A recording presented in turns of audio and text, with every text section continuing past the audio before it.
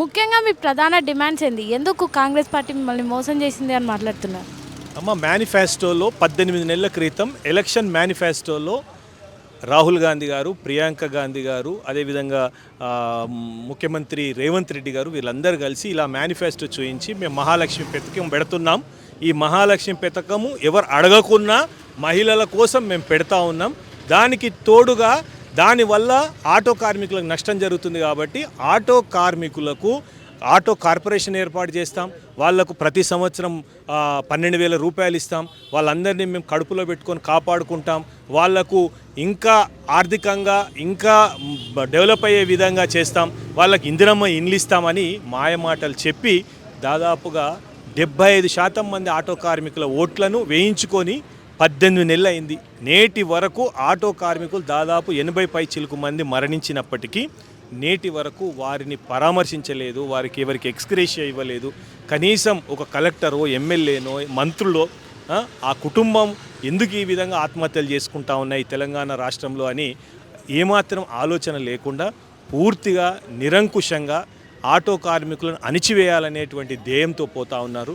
మేము పర్మిషన్ తీసుకొని ఇక్కడ ధర్నా చౌక్లో కార్యక్రమం పెట్టుకుంటే నిన్న సాయంత్రం నుంచే మొత్తం తెలంగాణ రాష్ట్రంలో ఉన్నటువంటి అన్ని ప్రాంతాల పోలీస్ స్టేషన్లలో మా వాళ్ళందరినీ అరెస్ట్ చేసి వాళ్ళని నిర్బంధించి ఎవరు కూడా ఈ ధర్నా చౌక్కు పోకుండా కఠినంగా వ్యవహరించినటువంటి ఈ ప్రభుత్వంకు తప్పకుండా భవిష్యత్తు లోపల బుద్ధి చెప్పాల్సిన సమయం ఆసన్నమైందని చెప్పి సందర్భంగా విజ్ఞప్తి చేస్తూ ఉన్నాను. మీరు దాదాపు 1 గంటల నుంచి ఇంత ఎండలో ఇక్కడ ఉన్నారు. దాదాపు హైదరాబాద్లో ఉన్న చాలామంది ఆటో కార్మికులు ఇక్కడికి వచ్చినా కూడా ప్రభుత్వం చిన్న ఉలుకు పలుకు లేకుండా ఉందా? అసలు స్పందించలేదా ఈ గంటలలో? లేదు, ఇప్పటి వరకు మేము మా రవికుమార్ గారు అపాయింట్మెంట్ అడిగితేనే అపాయింట్మెంట్ కూడా ఇవ్వలేదు. 2 సార్లు ధర్నా, ఒకసారి మన అసెంబ్లీ ముట్టడి కార్యక్రమం.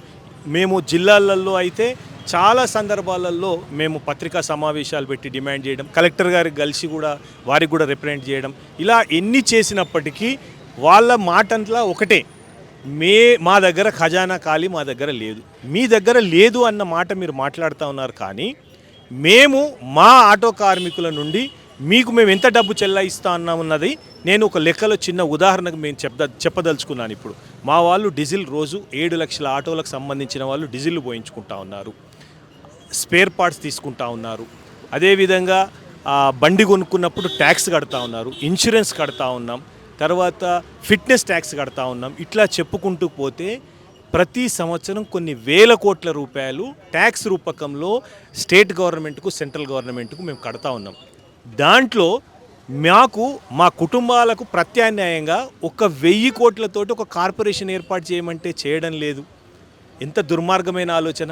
ఇవాళ ఏ ఇంటికి ట్యాక్స్ వసూలు చేసినందుకు ఆ ఇంటి ముందట రోడ్ వేస్తూ ఉన్నారు, లైట్లు పెడతా ఉన్నారు. మరి మా దగ్గర తీసుకున్నటువంటి ట్యాక్స్ మాకు దాంట్లో ఒక 10% ఇచ్చినా ఒక 1,000 కోట్లు అవుతాయి. ఆ 1,000 కోట్లతో మా వాళ్ళ జీవనోపాధి జరుగుతుంది. అది కూడా చేయకపోవడం అనేది చాలా దుర్మార్గమైన ఆలోచన.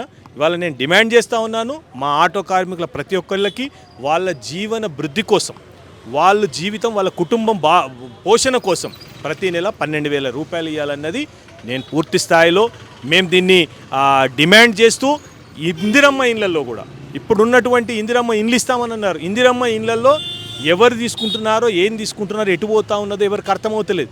కానీ నిజమైన అర్హులు ఆటో కార్మికులు 90% పైబడి ఉన్నటువంటి ఆటో కార్మికులకు నిలువ నీడలేదు. ప్రతి ఒక్కరు కిరాయి ఇళ్లలోనే ఉంటా ఉన్నారు. కాబట్టి నేను డిమాండ్ చేస్తూ ఉన్నాను, 50% ఇందిరమ్మ ఇళ్లలో ఆటో కార్మికులకు రిజర్వేషన్ ఏర్పాటు చేస్తే కనీసం ఆటో కార్మికులకు ఇళ్ళన్నా దక్కుతుందా, ఇందిరమ్మ ఇళ్ళన్నా వస్తుంది అన్నదే ఆ లక్ష్యంతో మేము ఇలా ముఖ్యమంత్రి గారికి ఈ వేదిక ద్వారా, మీ ఛానల్ ద్వారా రిప్రజెంట్ చేస్తూ ఉన్నాం. ఇప్పటికైనా స్పందించకపోతే మా రవికుమార్ గారు ఆమరణ నిరాహార దీక్ష కార్యక్రమాన్ని చేయడానికి ముందుకు సాగుతూ ఉన్నారు. ఆమరణ నిరాహార దీక్ష కార్యక్రమం పెద్ద ఎత్తున ఆందోళన కార్యక్రమాలు జరుగుతాయి, ప్రతి జిల్లా హెడ్ క్వార్టర్ లోపల కూడా జరుగుతాయి. దీని తర్వాత మేము ముఖ్యమంత్రి గారి ఇల్లు ముట్టడి కార్యక్రమాన్ని కూడా చేస్తాం. అవన్నీ జరగకముందే దయచేసి ప్రభుత్వం స్పందించి వెంటనే మా కార్మిక నాయకులను, మాకు ఆటో కార్మికులను పిలుచుకొని వారికి ఏ సమయం లోపల వాళ్ళకి న్యాయం చేస్తారో తెలియజేయాలని చెప్పి మీ ఛానల్ ద్వారా నేను ప్రభుత్వాన్ని రిక్వెస్ట్ చేస్తూ ఉన్నాను. నాది కాజీపేట మండలం, హన్మకొండ జిల్లా వాసి. నేను దారసూరి, కాజీపేట జంక్షన్ స్టేషన్ డ్రైవర్. నేను మాకు కాంగ్రెస్ ప్రభుత్వం ఏర్పాటు చేసిన మహిళా పథకం ఇది మహాలక్ష్మి పథకం వల్ల మేము ఆటో డ్రైవర్లు చాలా నష్టపోయాము. ఇప్పటికి కూడా నష్టపోతూనే ఉన్నాం. వాళ్ళు మేనిఫెస్టోలో మాకు మాట ఇచ్చారు.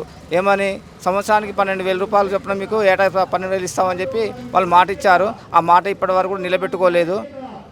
అది పోను మళ్ళీ మాకు సంక్షేమ బోర్డు ఏర్పాటు చేస్తామని చెప్పారు. అది కూడా లేదు.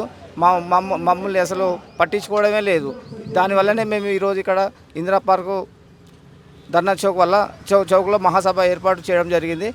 కొంతమంది మా ఆటో డ్రైవర్లు కూడా ఉపాధి కోల్పోయి మహాలక్ష్మి పథకం వల్ల ఉపాధి కోల్పోయి వాళ్ళు ఆత్మహత్యలు కూడా పాల్పడ్డారు. దయచేసి ప్రభుత్వం ఇప్పటికైనా స్పందించి మా ఆటో డ్రైవర్లను కాపాడుతారని మేము వేడుకుంటున్నాం.